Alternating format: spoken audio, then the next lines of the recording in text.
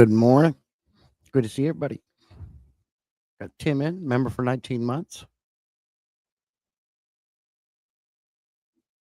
Thank you, sir. That's a long time. Hey, Warren. Hey, Webbs. Good to see you, buddy. Hey, Tara. Why is stopped? Why is I don't understand your question. Why is stopped aquascaping?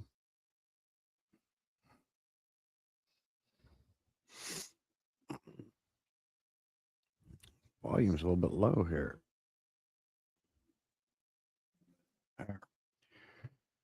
Tim coming in with a tip of the day. Hope everything's okay there. Hey, Cecil. Good to see you, buddy.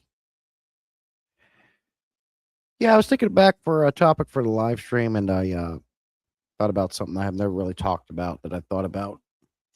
It was a topic of discussion a few times through passing and conversation, but uh, that my title should say.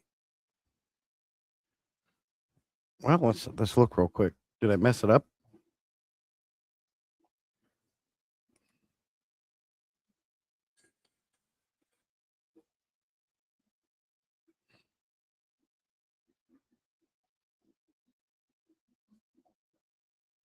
Um, oh, I did mess it up. It put is in there instead of I. Hmm. Glad you caught that. My bad. Autocorrect. Got to be careful. I've noticed InShot where I make things and stuff like that. It's been doing that. Like you got to really watch it. It'll change your words on you. Drives me nuts. Didn't catch it, but you did. Very observant. It was supposed to say why I stopped aquascaping, and I stopped aquascaping years ago. There was a time where I used to really spend time putting this rock here and this plant here and this decoration just ever so perfect and trying to make things look the way I want. And there's a lot of aquascapers out there spend a lot of time doing this. And they make amazing tanks. But what I come to realize as a person who keeps fish, not tanks, um, I'm not going to say I don't try to make things look a certain way when I set tanks up or move them around or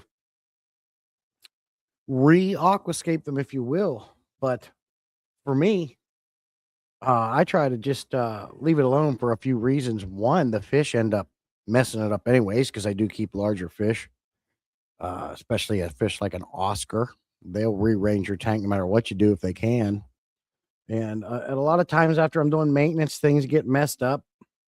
You got to maybe pull plants out, trim plants. At the end of the day, it just gets messed up. And years ago, I said to myself, why am I spending the time to do this? I'm not an aquascaper. Um, it's something in the hobby that's never interested me. I'm a very impatient person. I like to get to A to B real quick. I'm very simple. Uh, so I started letting it go. And if you go out into nature, nature's not aquascaping. So if I put a rock in a tank, I just drop it a little, a few inches above the substrate. Wherever it lands, it lands. It's going to get messed up for me anyways. I'm not going to take the time to be very careful when I'm doing my maintenance so I don't mess something up, mess that sand up a little bit. That kind of stuff makes my skin crawl. So that's me. That's my experience with it and why I don't aquascape. I just let the tanks go naturally, which is better for you. Do you like to set your tanks up a little bit to where they look a certain way, or do you just drop and plop and let them go? That's the topic of today's live stream. Hey, Discus, good to see you. Appreciate you coming in. Exactly. I'm a fish keeper. I am not a botanist. Well said. Left my 5 gallon alone, and the hornwort has now jungle. And that's the other thing, Tim. And that's a good point. A lot of times the plants are going to take over, and I let them be. And I just think it looks natural. The aquascapers, I'm glad they do what they do. They make some really beautiful tanks, but I just do not have the patience. I do not have the desire for that. No, I'm the kind of guy that if there's 18 inches of snow on the ground and you get up in the morning and your yard looks like a beautiful pristine blanket of snow, I have to go out and run in it and mess it up. Hey, USA, good to see you. Appreciate you coming in, buddy. Cecil just puts stuff in there and let it go. Okay, Cecil's the same as me, and sounds like Discus North. I'm good, Webbs. I hope you're good as well, my friend. Not too bad. Can't complain, my friend. And it is the weekend. Oh yeah, yeah. I'm not a botanist. I'm not a scientist. I'm not a biologist. I keep fish for the hobby. I keep aquariums for the hobby of it. I like to see my fish grow, and I just try to keep them as healthy as possible. I've learned a few things on the science end of it as the years went by, and which only made me a more well-rounded fish keeper. But I'm not going to join those live streams talking about the science and biology of everything. I just don't care. If I cared about that stuff, I would have went and got a degree in that stuff. That's not me. For me, this is a hobby. I keep as many tanks as I do because I like the fish. I like to see them grow. I want to make sure they have a forever home when they come to me. Every fish I have ever gotten, I've never sent it back, got rid of it. They have a forever home with me. I have enough tanks to where if there's a problem, you got a jerk fish, sick fish, or something's different, I set another tank up and I put them in there. What are you going to do with a fish like that? You take them back, and what are they going to do with it? They're either going to euthanize it, get rid of it, or it's going to go to somebody that doesn't know how to take care of it or what to do. Or they're going to take it back. And what a life for the fish is that? So no matter what's wrong with the fish, I keep it for the long run. I got a couple rocks and plastics stuff in the middle of my tank, and I call it a day. I don't spend too much time or money escaping bigger fish to fry. Exactly, North. And it sounds like you and I are the same on that. And even when it comes down to sick fish, I'm the kind of guy that'll spend $15 on medications to try to a guppy. If I have a guppy and it's sick, which I've done, by the way, I will spend $15 on medications or salt or whatever it takes to try to fix it. I used to aquascape, but I got fed up and just let the tank too. It's a thing, man. Yeah, exactly. Yeah, it depends on. I mean, if you got a little nano tank, and I've noticed with a lot of these aquascapers, they usually do have smaller tanks with small fish. You got neon tetras in there, something like that. They're keeping the tanks. They're not keeping the fish. They're more about making the tank look beautiful and pretty, but you got to have the fish to top it off. So it's usually going to be a small fish. Me, I got cichlids, I got Oscars, I've got angelfish. Angelfish don't really mess things up, but Mabuna certainly do. Oscars certainly do. The Jack Dempsey certainly does. The Plecos most definitely do. I got big fish that mess crap up. There is no sense in me trying to make the tank look sweet. But that's just me. Sounds like a lot of you guys are the same way. Some of you guys have some beautiful tanks. Like you look at Scotty, he's got beautiful tanks. He sets up beautiful aquariums. Uh, and he's not even really trying to do it. Scotty, I've learned is a meticulous person where he likes things just the way they got to be, everything in its place. And I'm that way too. But when it comes to the aquariums, nah, I just put them in there, and they're usually good to go. So they had an update, Tim, on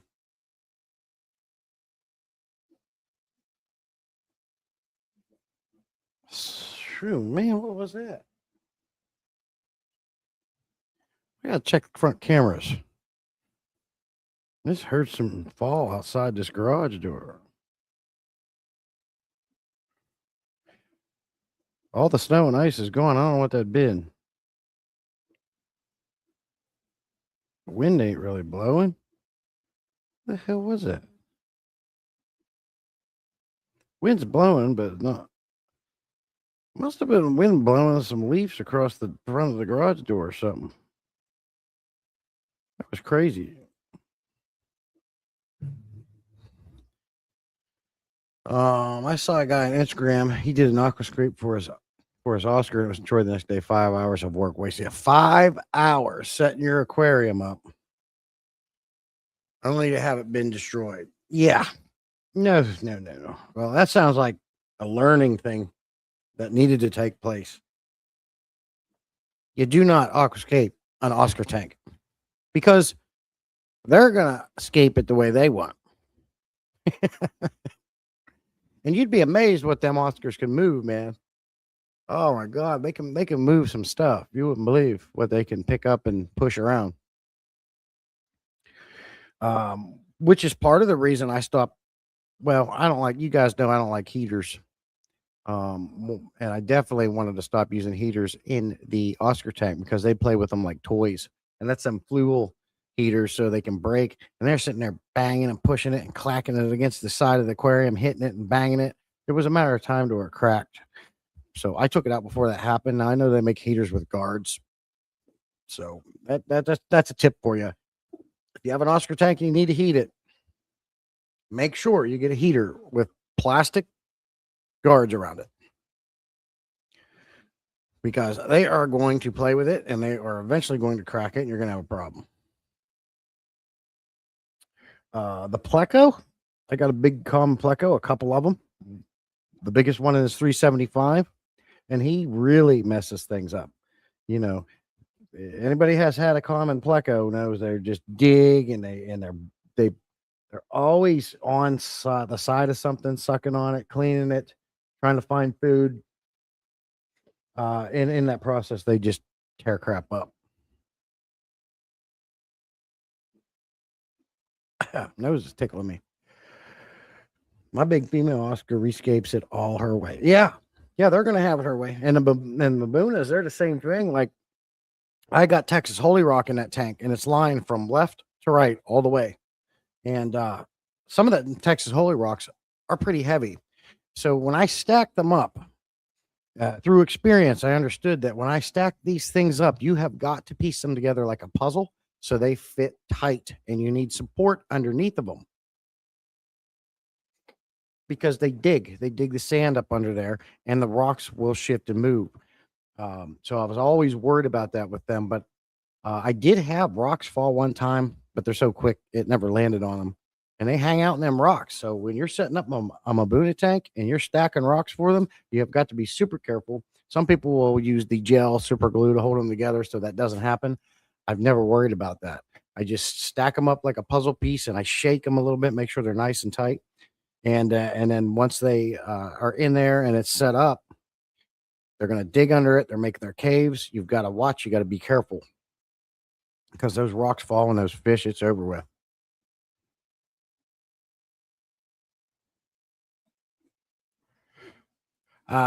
Just that noise might have been USPS. I'm seeing tracking for that point. Oh, cool, North.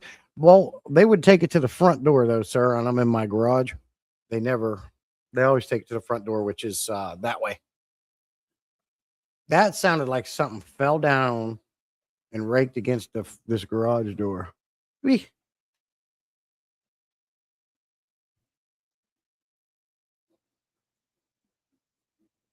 Kind of thought that maybe something fell off the little computer desk here and fell behind. It's not even a computer desk. But that's cool. I'm excited about that. I'll be looking out. I'll be checking that out. I'm excited about that, Discus. For those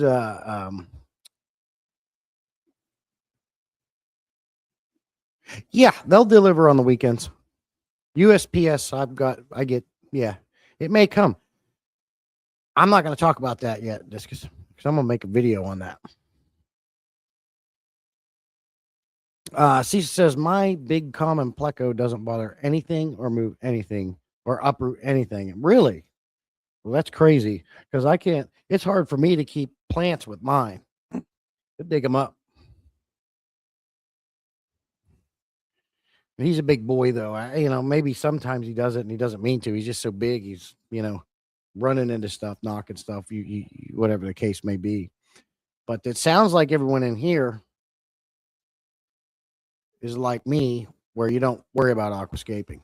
You just set the tank up. You might put a rock here and a plant here. Now, if I'm planting plants and I got a tall plant versus a short plant, I will go ahead and put the tall ones in the back or the middle. But other than that, it's wherever it lands. Um, in my circle, I don't know too many people that get into the aquascaping portion of the hobby. I just like to keep the fish. Not I keep fish, not tanks. I like to say that. That's my slogan. I guess one could say I aquascape the room with all these pothos, but even then, I kind of work with them as they grow.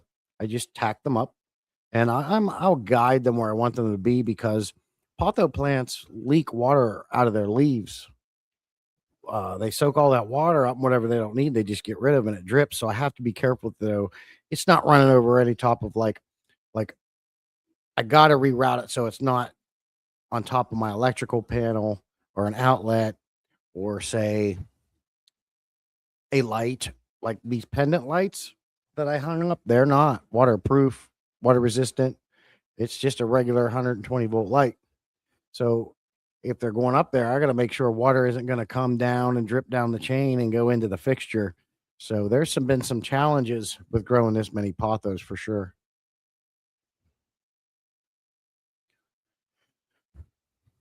But yeah, look forward to a special video I'm going to be having come out. It's going to be cool. Collaborating with Discus North Airlo. We're not collaborating on the video. It's something he sent me. My complex was a little over 12 inches. Nice. I measured mine not long ago. I think he's up to 18 now. Mine. He's a big boy.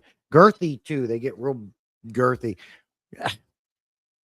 The pleco was my first fish when I got into this hobby. And I had him in an outside pond when I used to live up north. And I've had plecos since I started keeping fish. Common plecos. Really enjoy them. And so one of my favorite fish. I can't help it. I like them. They're cool. One of the coolest fish I've ever seen. Yeah, I don't aquascape either. I just plant how I like it and leave it to do its own thing, and I will just trim from time to time. See, and I give you props because I don't even trim my plants. I like my aquariums packed full of plants, so I just let it go. And when they die and pieces fall off, I'll pull them out during maintenance. But for the most part, we just let them go. I have got to get these roots of these big, huge crypts that Scotty sent me. All of these roots under the substrate. It's just so hard to do in this tank. We've talked about that many times. It's so hard to reach down there and get them. I'm probably going to have to add some sand to this tank just to be able to bury some of the roots because it's so hard to work and reach the bottom of that.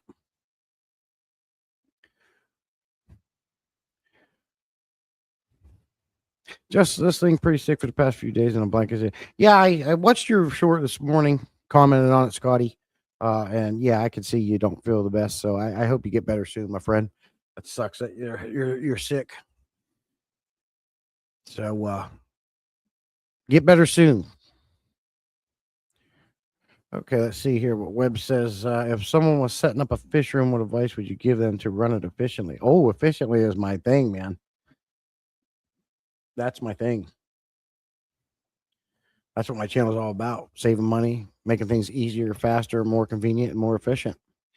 I mean, there's a lot of variables there. What size tanks? What are they doing? Are they breeding fish? Are they just keeping fish?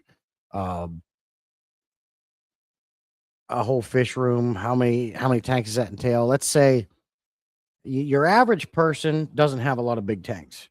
Most people are going to get your 20 gallons, your 10 gallons, your 30s, maybe up to a 55 or 75. So if you're setting up a fish room to keep fish, I would definitely be getting a linear air pump, running PVC to all the tanks with a spigot, and then another PVC to all around the room to drop air lines, and just run sponge filters for small tanks.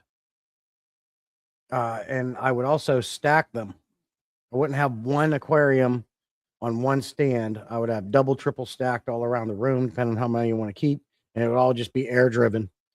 You're going to save a lot of money on electricity. You're going to save a lot of money on time for water changes. You're not buying them big old canister filters and things like that. Sponge filters all the way. Air stones if you need it. That's what I'd do if I was running a fish room. All air. and sponge filters. I'm not a big fan of sponge filters because I don't think they do crap for filtration. They do filter a little bit, obviously, but when it comes to like larger debris and things like that, they're no good. You got to have some power. You got to have some filtering capacity. You need your canisters, uh, even a hang on the back filter to really filter out these aquariums. Sponge filters do a good job filtering small stuff and great for that surface agitation, great for efficiency and easy to clean. But as for actual filtering capability, I think sponge filters suck. But they're fantastic for small tanks in a large fish room. They'll do the job, they'll get it done, but you're still going to be sucking out larger pieces of debris. They're just not going to do it, especially when they start getting clogged. But I do have sponge filters running in all my aquariums along with my canister filters because I like to have the options. One, if the power goes out and I got to run this house on a generator, all I got to do is unplug all my canister filters, unplug any heaters that I might have in these tanks. They're getting unplugged because in that kind of a situation, you need to run only what's important. Your fridge in the wintertime, you got to keep your heat going. In the summertime, you got to keep that AC going, which, by the way, ACs do not draw as much amperage and watts as running your furnace does. Those heating elements are hard hitters on the electric. So all that stuff be unplugged. The only thing I would run is that Gemco linear air pump right here. And I would just be running the sponge filters to keep a little bit of filtration and that surface agitation kicking. Everything else would be off. So, yeah, that's another reason why I like to keep sponge filters as backup. Use them to cycle new tanks. Uh-oh. I got a tiger barb that might not be doing good. He's doing all kind of flips and turns, getting that neurological thing, I think.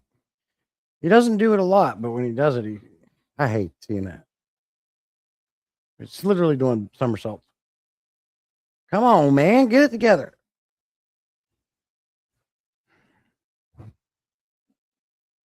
Link all your tanks. Efficient. Let's work more clean. Link. Yeah, that'd be absolutely that's a great idea. I would love that'd be one thing I'd love to do north. This Sean, I'm just gonna call you Sean if you're cool with that. I would love to have a setup where I have an external pump outside and PVC, another PVC run going down into each aquarium with valving, so I could drain them all at the same rate, turn that off, fill them all at the same rate. But you're talking about linking them together so everything runs off the same system, kind of like they do at a fish store or like PetSmart. And I love the idea. And I don't have a lot of issues with disease and problems with my fish. But the only thing I never liked about that is if you got a fish in a tank that comes down with a highly contagious disease, there's a good chance you can spread that to all the other aquariums. In your experience, Sean, have you ever had to deal with that? I put a sponge on the floor of my discus tank. I attracted more food and poop on its own than it did hooked up to air. Sponge filters are good add-on, but not good enough for the entire meal. That's a good way to put that too, Sean. I like how you good analogy. I also have a bunch of smaller plecos on my tanks. Yeah, I like mine the smaller plecos, see, so they're a little bit more manageable. When you get these big beasts,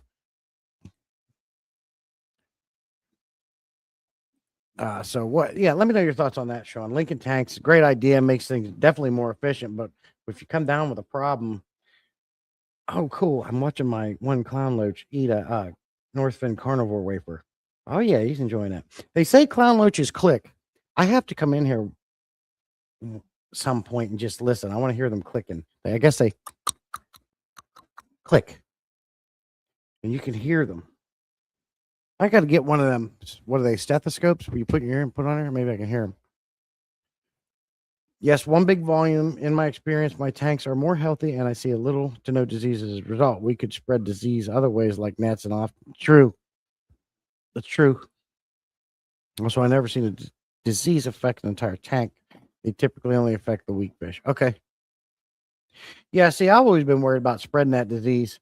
Uh, since I've been keeping tanks the way I have, where less is best, um, I'm not in there meddling around all the time, changing things, doing this, doing that. Water changes maybe every 3 weeks to 1 month. Cleaning canister fillers once a year. I've noticed that my my issues with disease went downhill, so that's why I've continued to do that. The less you do, the best. Uh, I have minimal problems with fish. This fish here, this tiger barb flipping around, that's a neurological thing. I've had him a long time. It's probably just age or whatever.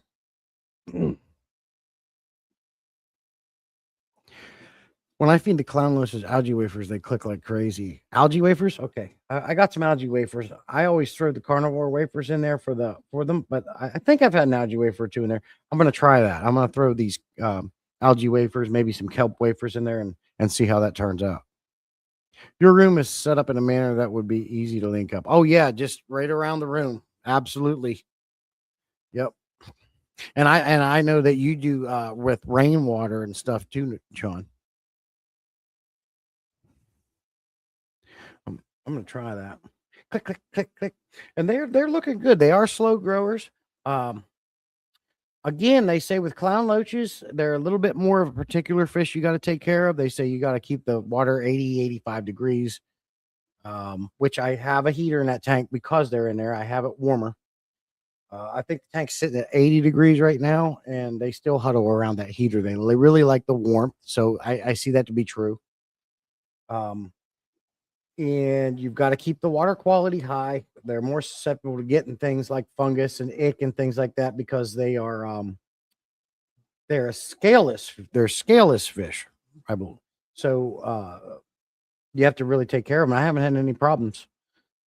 And again, doing less. Really love watching them. Really enjoy the cloud loaches. Super glad I got them. Rain barrels, but city water. I use the barrels as my sumps, and I link the tanks via the barrel sumps. Right. Yeah, I know you did that, and you've had great success. You're raising a discus, and they're beautiful and big, and doing a good job over there.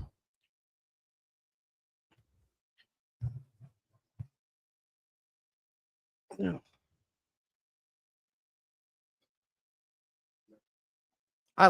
This is one reason why I like being on YouTube and talking with other fish keepers and making friends all over the world. You really learn different methods and what works and what doesn't work. And Sean is one to really deep dive into taking the time, and he likes to actually experiment and try things out and see what happens. And in doing so, he really learns the tricks on how to do certain things and have success at it. So being able to talk to him and watch his videos is very interesting. I watched that video you put out about the keeping discus in planted tanks and how it really doesn't work out well, and people were just jumping all over you, man. They were jumping all over you, and because of that MD fish tanks, tried it, and obviously it's not working out. His fish are stunted, and the proof in the pudding, as I commented on your video. Uh, this is the things you deep dive into and try. Your heating, trying adjusting your heating and seeing what the results are. That's the kind of stuff that's going to truly make you a an expert at your craft for sure. Thank you. Yes, the plant people hate me because I talk down biotopes. Biotopes, setting up an aquarium specific to the fish's native environment. River aquariums, planted aquariums. The only again, that's kind of get into aquascaping / science end of things. Being a purist for your fish, something I am not. The closest thing to that is my 125-gallon Mabuna tank. They're a rock dwelling fish. That's what Mabuna means. Uh, and there's nothing in there but rocks. I did try to see if I could get some plants because I like my greenery in there. The only plant that I found that could live in a more saltier environment was the Anubias. And even then, they died off eventually. They attached to the rocks real well, but they then eventually that's too much salt. Set up for the fish you have exactly right. Yeah. So for me, the only thing that would be my Mabuna tank. But I would put plants in there if I could. I had got some fake ones I stuck in there. I got them a while back, and I put them in there. So I got some green in there, and they like going in there. To them, it's just something to hide in. And two, Mabunas are going to eat the plants.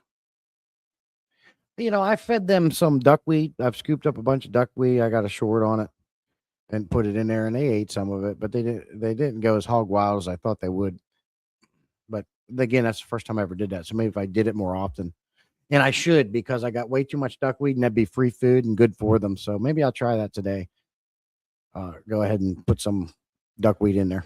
Because the nice thing about that tank bead, it is a little bit saltier, and being the Mabuna are going to eat it, the duckweed's is not going to just go viral in there. It's not going to happen.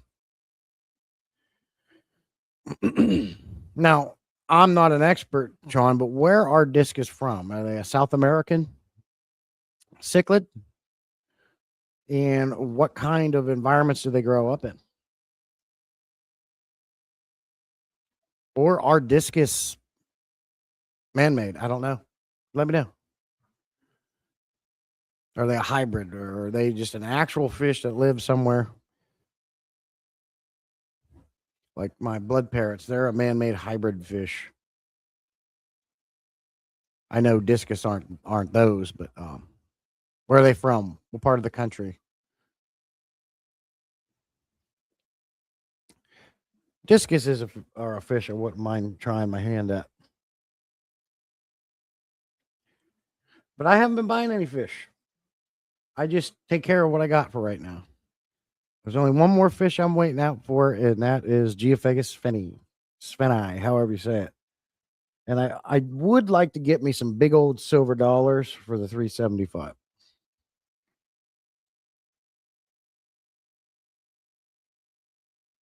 I would,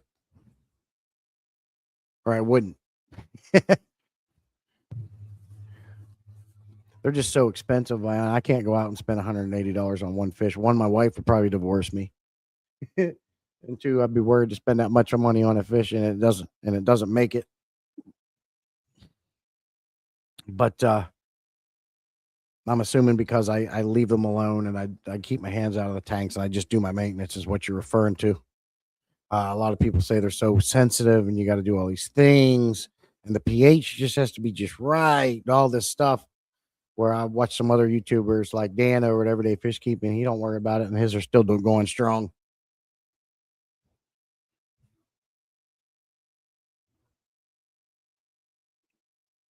Yeah, I'd like to get me some of them big old silver dollars. We got six of them in this 375.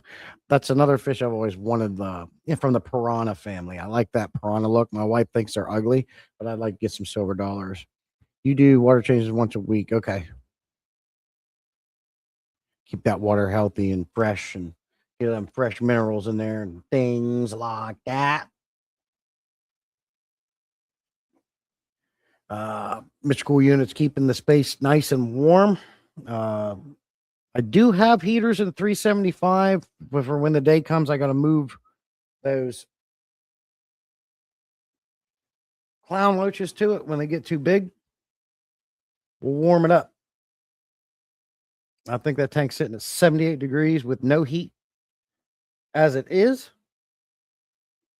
They say you need to be 80, 85 degrees for them. And that's what I'm doing with them, and they seem to be cool. The tank is ugly, though. That's an ugly tank. Cecil says I change 50% of my water in all my aquariums once a week. I would do that. I used to do that. Honest with you, I don't have time for it. So I kind of got my fish on my schedule. I do water changes every 3 weeks to once a month. And I haven't had any issues. But it's good. It's good to do water changes more often too. Keep them nitrates low, keep them minerals fresh.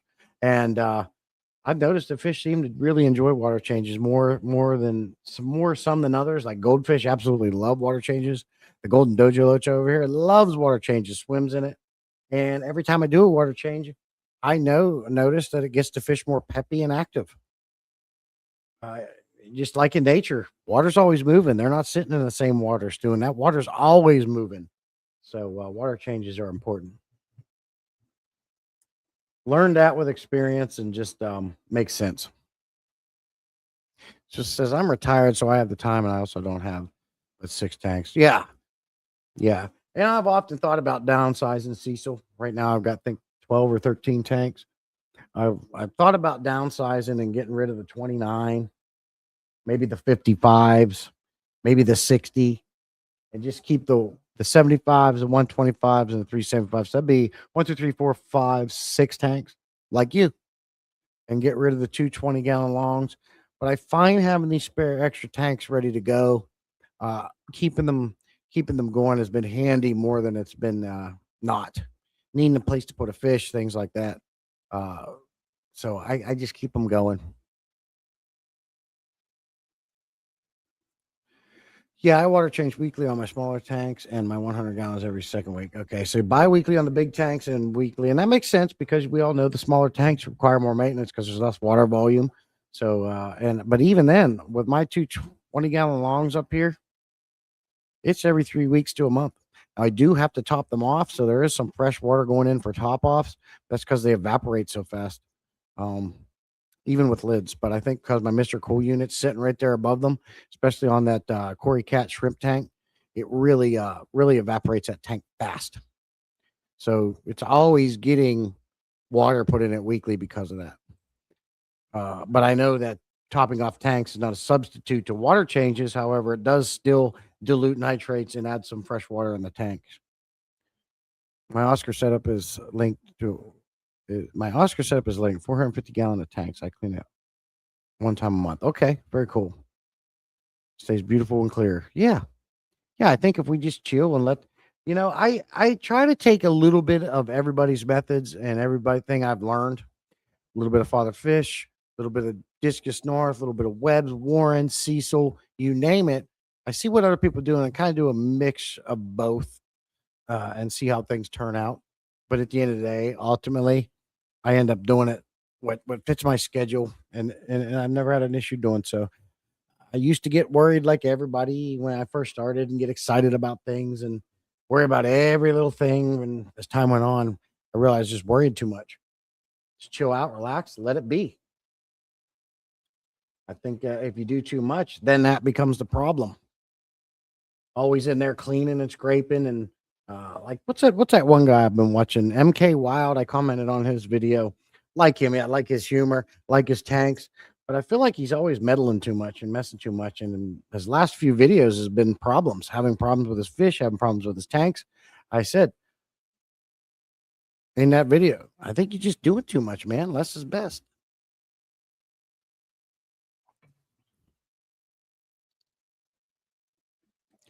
My fish love it when I change the water. They really go, yeah, they do, and it's fun.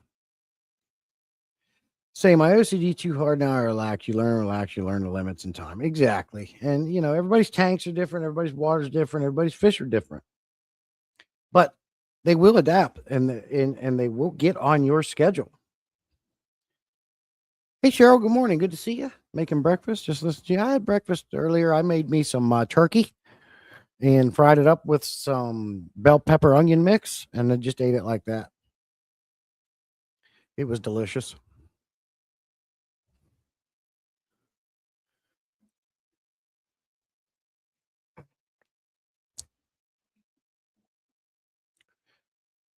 Eat less, eat healthier. Heck, you don't even have to really even get on the dang treadmill. As long as you eat healthier and you eat less portions, you'll lose weight. And you feel better too. So turkey, egg whites, chicken, grilled, not fried, anything, cottage cheese, peanut butter, whole grain breads, things like that. Speaking of Higer Nightbot, appreciate you bringing that up. I have a product in this fish room that I have had for about a month now. that I've been testing out, and I got to complete the video on it this weekend. Um, I think I spent enough time with it, and so look forward to a video coming out on that product. But Nicole over at Higer was so excited about a new product they come out that she usually when Higer sends you a product to review, after you do it, they'll give you another option for something else. Well, she was so excited about this new product they come out with that she's sent this out to me before my last video was complete.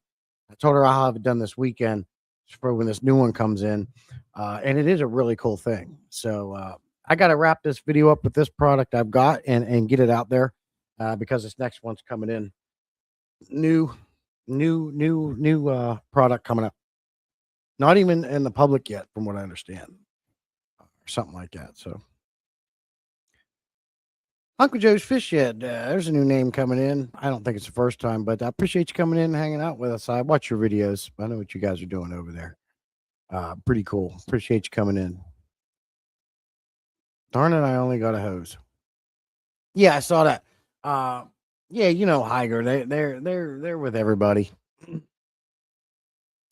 But I like what Higer does. Uh, they come out with some cool, innovative ideas, and sometimes they work, sometimes they don't. But either way, it's fun to be able to get something like that for free, try it out, give your opinion. And they're out of all the Higer products I got, there's probably 3 or 4 that I really like that are still going today. It's hit or miss, but you can't beat it. I don't know why people complain about them so much. I don't care what company is making something, you always are going to have a lemon. You can get something from Fluval and it'll break or it shows up wrong or it ain't working right. Higer would be a little bit more than Fluval because they seem to prioritize quantity over quality. They need to reverse that. But then again, if they did that, you're going to spend more for their products. If anybody ever heard of the Aldi grocery store, I call Higer the Aldi of the fish keeping world. You get products at a cheaper price, or Harbor Freight, if you will, of the tool world. Um, if something fails like a heater and you lose a tank, I can understand having some feelings about that for sure. Um, but maybe if you're going to rely on your a product to keep your fish where they got to be, you might want to spend a little bit more money on that product. But when it comes to filters, lights, power heads, wave makers, sponge filters, they make all these things at a much cheaper price, and 9 times out of 10 they work. 8 times out of 10 to some people's experience. I've had some stop working and some fail. But it's going to be in a product I'm not going to put the life of my fish on the line for it. You've got to understand when you're going into these products what you're getting. You can spend $60 on a light, for example, or you can spend $280 on a light at Fluval. And you can take that mentality across any product and any brand. Just understand what you're getting into before you move forward to it. I am not going to take, first of all, I don't trust any heater. I don't use heaters. I'm moving away from heaters. I heat and cool the room. But if you have to have a heater, you can best believe I'm going to be putting a controller on it. You can best believe it's not going to be a $5 heater. I have to make sure this thing isn't going to short circuit. It's not going to fry my fish. It's not going to fail. It's not going to get stuck on. And they recommend, when it comes to heaters, no matter the manufacturer, they recommend rotating them out at least every 2 years because that internal switch is always turning on and turning off. And that's what 9 times out of 10 fails in a heater. It's either going to get stuck on or it's going to get stuck off. Rotate them out every 2 years. I don't care what brand. I don't trust heaters. I don't like them. They're amp sucking electrical using bill rising freaking things. I don't like them. I don't use them. I heat and cool the room. If I have to have a tank with a heater in it, like I have here with these clown loaches, I've got the Fluval heaters in there. And I tell you what, I've had Aqueon heaters that last forever. They're still going. They're tanks. But you should still swap them out after so many years.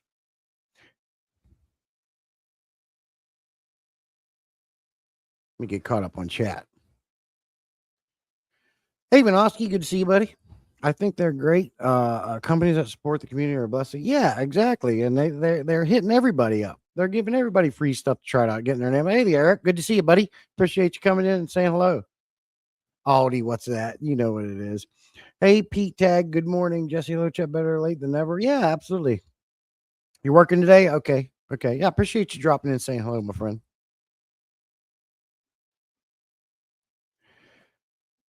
Yeah, Eric must have saw my ticker going across the bottom of the thing. I see you, Facebook. I see you watching. Say hi.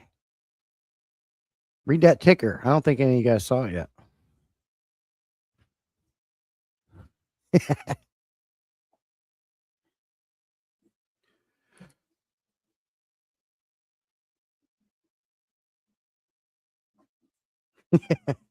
Eric said, "We get it. Heaters suck." Hey, Rick White. Good to see you, buddy. Yeah, I don't like heaters. They do good when you need them, but it seems like heaters are a constant problem. I watch a lot of videos from other fish tubers, and heaters seem to be a problem across the board. Hi, Eric. We got 2 Facebooks in here. Yeah, nice. So that's my spiel on heaters and Higer. I like them. If they want to sponsor me and send me stuff to try out, it's free. You know, everything they have sent me, for the most part, is still running. I did have some problems with the hang on the back canister filter. I can't keep it primed. It doesn't seem to want to stay running. I gave up on that. The fish waste collector a while back, if you guys seen that, I had a hard time keeping it. Well, it kept running, but I didn't have a big enough GPH pump to keep up with that thing. So I sent that to a supporter of the channel, and he's going to be setting that up and running it because he has a pump that will keep up with the in and out of it. I couldn't keep it. The gravity flow was too much than I could get rid of, and no matter how I valved it, it was either taking too much out, and I wasn't getting enough in. I couldn't get the balance because I didn't have the right GPH pump, so I just gave that away to somebody who could use it and wanted it, and they got the equipment to run it. What else? The internal power filter they sent me, I had trouble keeping that going. But other than that, everything else has been running well and still going, and really like it. There's the Nano Aquarium guy. Good to see you, buddy. Appreciate you coming in. Was no, not the backpack Higer filter. The before that, I had the HOB canister filter. It was black and orange. Hey, Paulie, good to see you, buddy. Appreciate you coming in. Good to see Nano. That backpack aquarium, that filter that you got, I got, and Scotty's got like a bunch of them. Scotty gave one away on Christmas on my live stream, if you guys remember. That's another thing I couldn't keep going. There was something wrong with it. It kept losing prime. Had to keep filling it up. And for me, if I can't keep my filters running to do what I need them to do without constant messing with them, I don't want nothing to do with it. It's a lot of reason why I don't like hanging the back filters, period, whether it's canister or not. It's the biggest reason why I like my Fluval FX series canister filters or 407s. You plug them in, you clean them once a year, they run, they just work. There's no messing around with them. They filter the water, they do what they're supposed to do every time. That's me. I'm not messing around with filters that need constant TLC. Hey, Jose, good to see you, buddy. Appreciate you coming in. Hope everything's going on with that strike over there. Saw your recent video on that. You know, a lot of you guys, I watch your content, but if it's a short, they're not letting me comment still. That's still a thing YouTube's got to fix. P-Tech says, yeah, I gave the orange and black one to someone who bought my tank. Okay, yeah, I don't like that one. I liked it. Love the idea. I wish it just worked.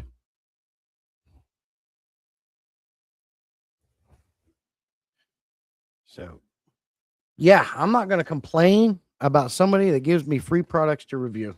Not in the least. No, no, sir. They're power heads. The dual sponge filter I did, it's running strong, no problems. Heck, they even give you replacement sponge filters for that.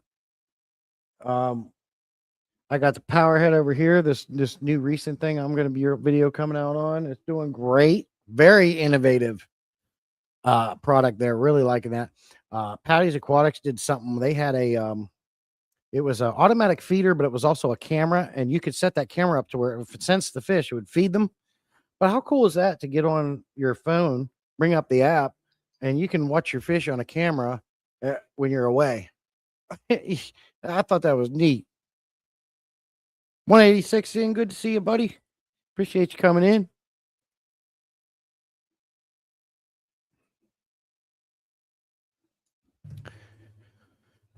So, yeah, I like them. I think they're doing some cool things. The only other thing that's out right now that I want to try is that new C-shape mega filter. I got to get my hands on one of them bad boys. Put it on this 375. What do you think? I see a lot of people taking donations up for their hobby. I'm gonna set up a donation thing so I can buy one. Taking up donations so I can buy a C-shape mega filter. I saw a video and a picture.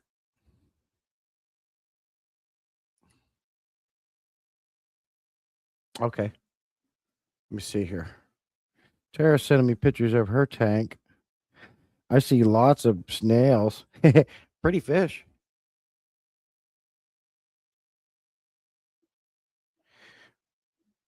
Lots of snails. Tara, you got a snail problem? Loser. Who has snail problems? I got to delete that short I put out a couple weeks ago about snails. Speaking of that, I talked to you guys about all the snails that I had. Wow, you got some big ones too. Mine aren't that big. I got a few that big, but you got some monsters, Tara.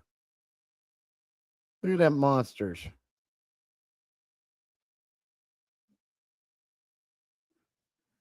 Wow. Oh yeah.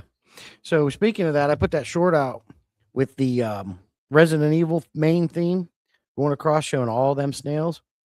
What I did is I went ahead, did what I said I was going to do, and just sucked them out with the hose right into my 32-gallon brute garbage can. And during that process, I only accidentally sucked up one cherry shrimp, and I was able to just get in there, net him back out, and put him back in the tank. So that's what we're doing. That's what I'm doing, Tara. But you can't do that because you're using a python going to your sink. I got this brute garbage can. I use one hose, get it started, and I just sucking them out, and I'll dump them out. That's a lot of snails Tara got some. But I like your snails, Tara. They're big. Mine are the small ones, the ones that people call pest snails. I can't remember what their actual name is. I just call them snails, but they're the little ones. I get a big one every once in a while, but they don't seem to live very long. But those pest snails, oh my god, they're like fleas, man. So I got to the point where they were causing that tank. We did that water testing stream. I think it was last Saturday. The nitrates in that tank were skyrocketing. It had to be done. So I just sucked them all out. Not Malaysian trumpet snails. That's not the little pest snails.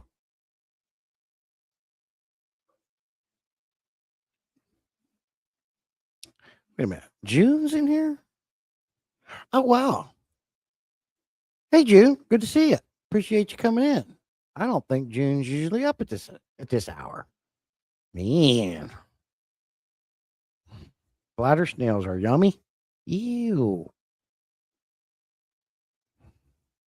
Ew. Are they chewy like was it what's the name of the things you can eat? Is it clams? Um oh, what is the name of those things you eat? You bust them open and suck them out, butter and garlic. What come on. Starts with an M. I'm hating snails right now. The Malaysian trumpet snails have gone. Let's do this.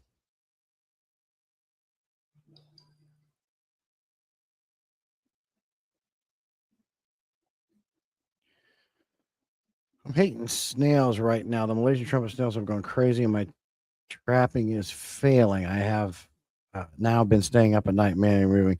I tell you what I'll do, Warren. Let me show you what I do. Send you more pics. I will. I'm doing a live stream, girl. Oh, I gotta get up anyways. I can't stand sitting too long. Warren, here's what you want to do. This is gonna make it a lot easier and a lot faster.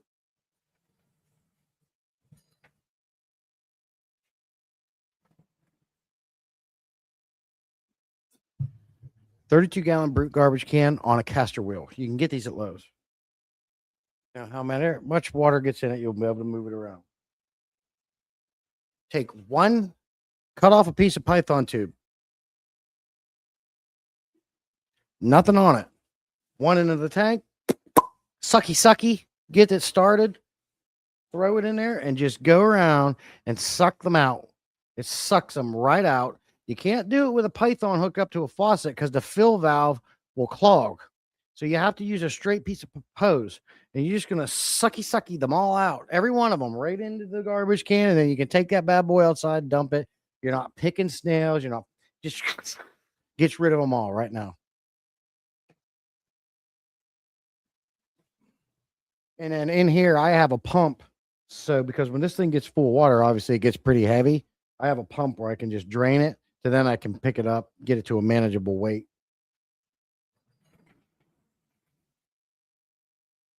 That's what I do. June likes snails. She can't keep enough of them. My yo-yo loaches keep my Malaysian trumpet snails at bay. Yeah, there's lots of tricks. But for me, that wouldn't work. I got so much overran with so many snails, I just had to just take them out. But yeah, if you have a snail issue, it never hurts to have something in there that'll keep them at bay. Let me see here. Oh, yeah. Tara, you know what this reminds me of? I don't know why. It reminds me of a gumball machine. Tara got gumball machine tank.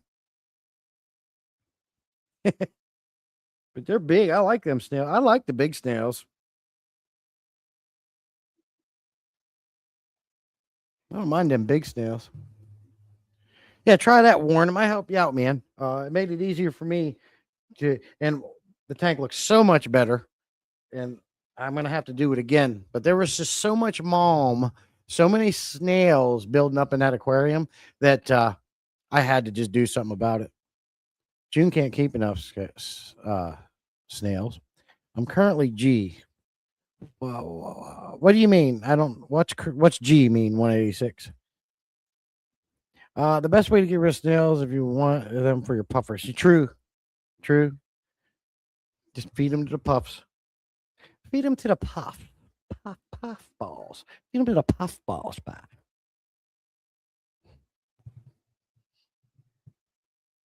Yeah, Tara got the gumball tank. Currently, I'm going down the TDS rabbit hole. Don't ask me why. Yeah, I think we all go through that stuff, and that's funny you say that. 186.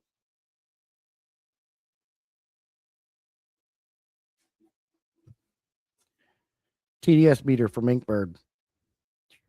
I went around and did all my tanks last weekend just to see what they're at.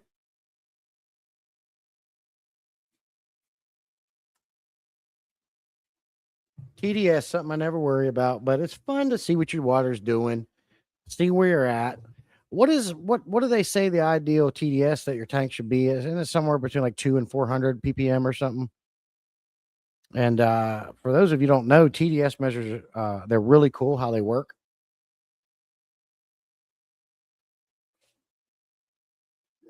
I can't never remember which end's the battery. Right here. There's probes. See them probes? You stick it in the water and it measures the resistance of your water. And so what it's measuring is all the biomatter, all the crap built up in your tank that's in your water. And obviously the higher resistance it reads, the higher ppm TDS you have, which is a culmination of all the dead crap in your tanks, all the uneaten food, poop, dead plant matter. All these things break down, and this device measures and puts it into a measurement to show how high it is in your aquarium. I can't remember. Hey, Peplin, good to see you. Member for 11 months. Can't thank you enough. Appreciate you coming in. You channel members really make things possible.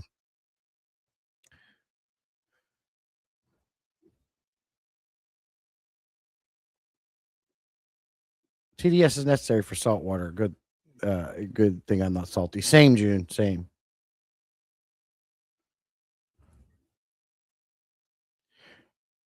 Um, Cheryl says I only worry about TDS if I'm trying to breed softer water fish. Otherwise, I don't worry about it. Yeah, I don't worry about it. I think we all like to dabble a little bit and play with things. I certainly like to check on my water and see what it's doing. I'll do water testing maybe once a year. It's bad. Uh, but I have, when I'm doing my maintenance streams, I'm going to be doing like a water testing stream we did last Saturday, where I go around and test the tanks. Because I do like to see where they're at periodically and see what my water's doing. And I think it's important to keep an eye on that periodically.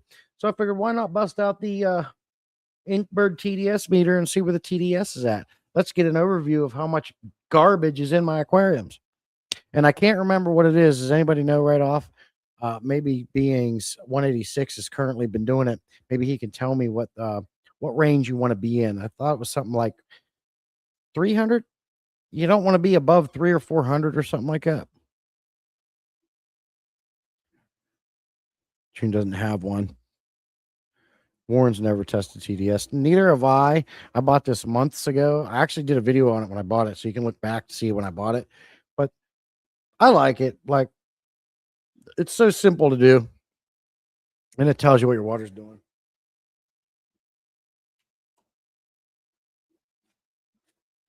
Depends on the fish and the solids that are in the water. Yeah. Is 100 and 250. Okay. Where did I see his comment, but I don't see it in the chat. Oh, here it is. You want that's what it was. 100 to 250 for planting tanks. So you don't want to see anything but two. I did have one or two of them that was in the 300 or 400 range, but most of them were in that good range. 30 out of the well. Oh God, 30 TDS. Shoot, that ain't nothing. That's good.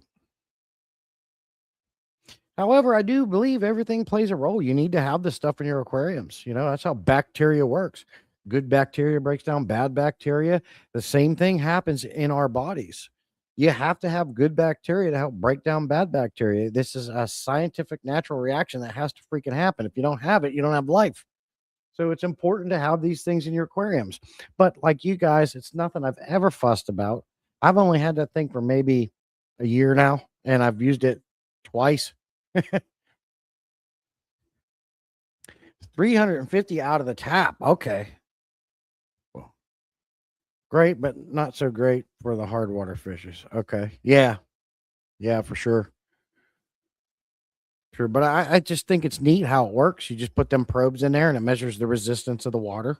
So if you the higher the number, the higher number of broken down biomatter and crap you have in your water. So they recommend keeping it between, like 186 said no more than 250. And when it's above that, and how do you combat that? Feed less, trim your plants, and do water changes.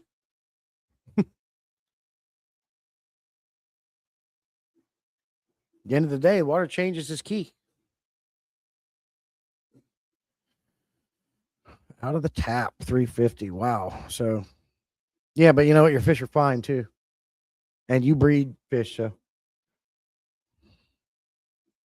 Again, one of them things like we was talking about at the beginning of the stream, something you really don't need to fuss about too much. That some people really fuss about. There are purists out there that try to create the absolute most perfect tank. Perfect pH, perfect parameters, no TDS, glass always clean, nothing on the substrate, just beautiful. That's where you run into problems, in my opinion. You really need to know what makes up those TDSs. Yeah, and maybe Pepin, you could share that with us.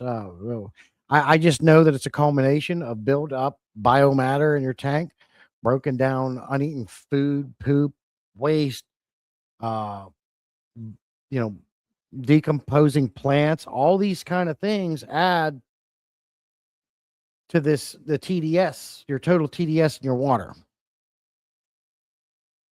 Polly's not a. I'm not a purist either. I just keep the fish. I do my maintenance and I feed the fish and I watch them. That's it.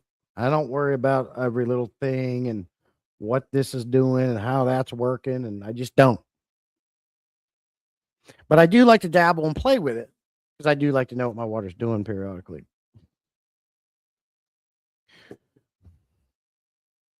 I would imagine if you what TDS is it a problem?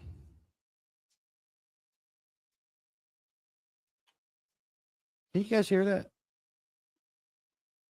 There's something hitting the garage door again. I think the wind's blowing and knocking leaves again.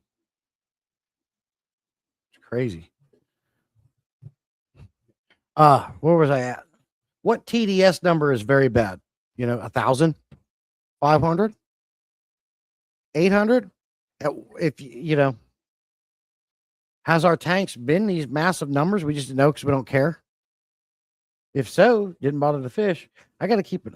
Don't you do that. I got to do something with this blood dust. This tiger blue polar parrot is chasing my little neon tetra around in that. Leave him alone. Damn it. He ate this morning. He's just being a parrotfish. It's the ghost knocking. Oh, God. Could be minerals, could be calcium, could be broken down biomatter. Right, Jesse, it's ghost knocking. Yeah, there's something that keeps it's the wind blowing. It comes out of nowhere. Do you guys think it's Freddy? I heard something over there. What's happening? Do you guys think it's Freddy?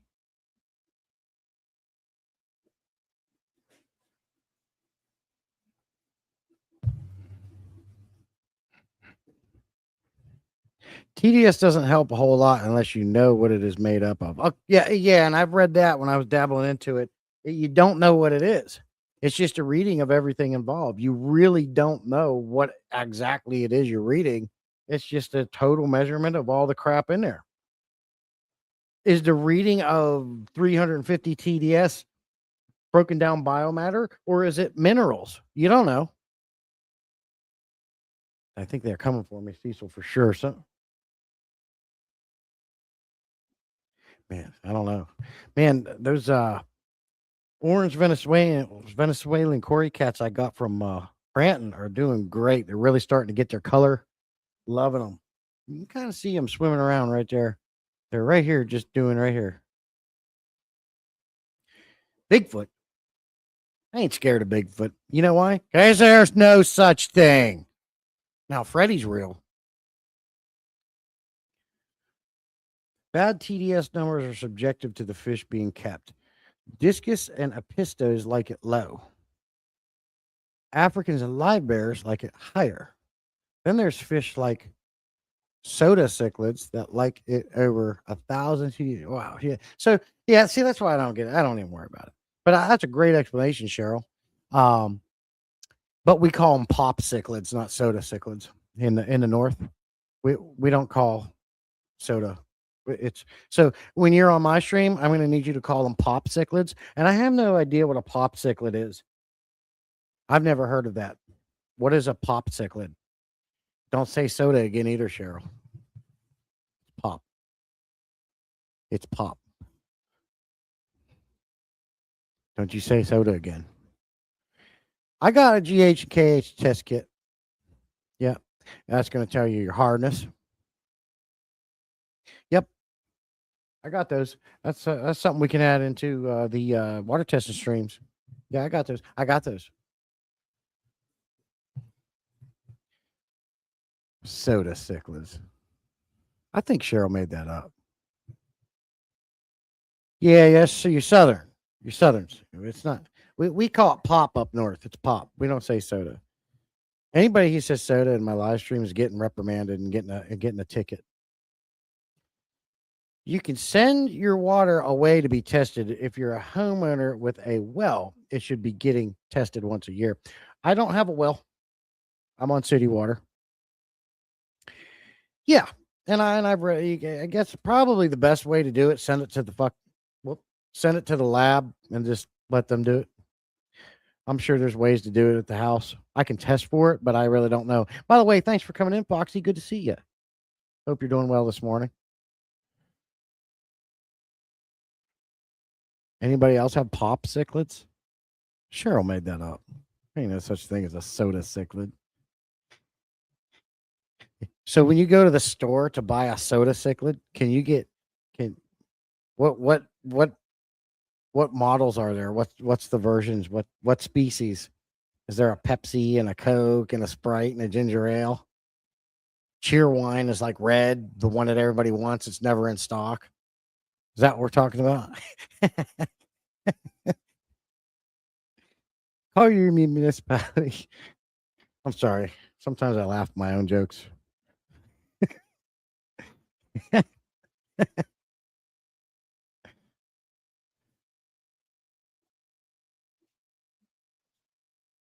Bro, I'm gonna have to get the pew pew and go outside, I think. Yeah, yeah, absolutely. Oh, I can actually I can actually access those reports online, Foxy. And I've done that.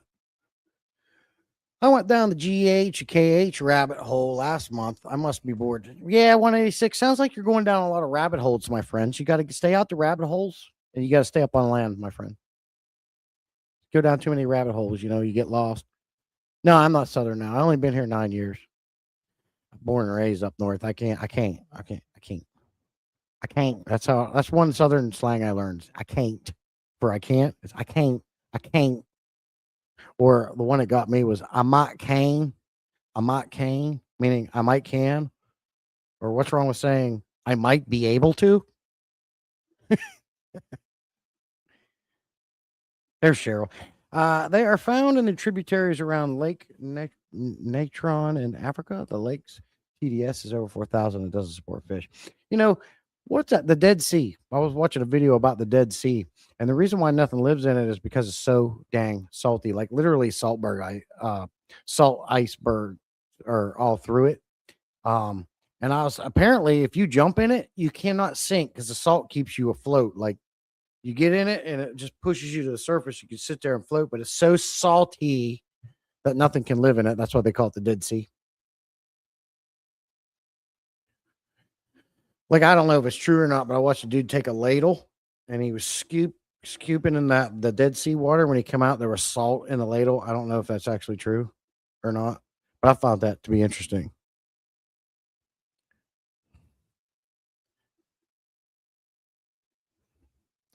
I, Cheryl, that was a funny joke. You're not you're not gonna acknowledge what I said about the pop fish.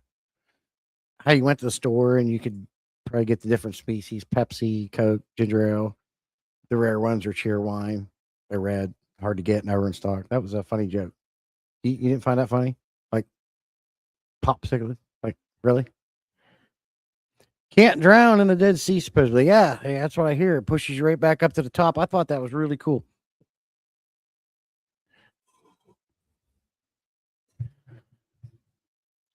The Dead Sea, too salty for even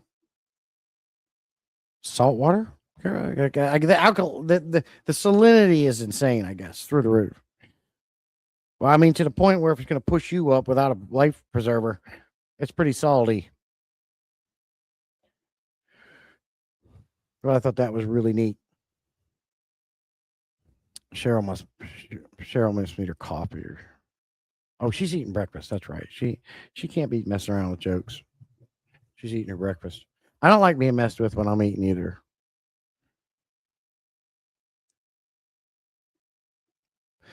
Good talk. Yeah. TDS, testing tanks, things like that.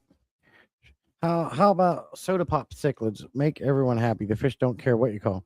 I don't like that either. It's just pop cichlids. It's pop. Drop the soda. Soda's dumb.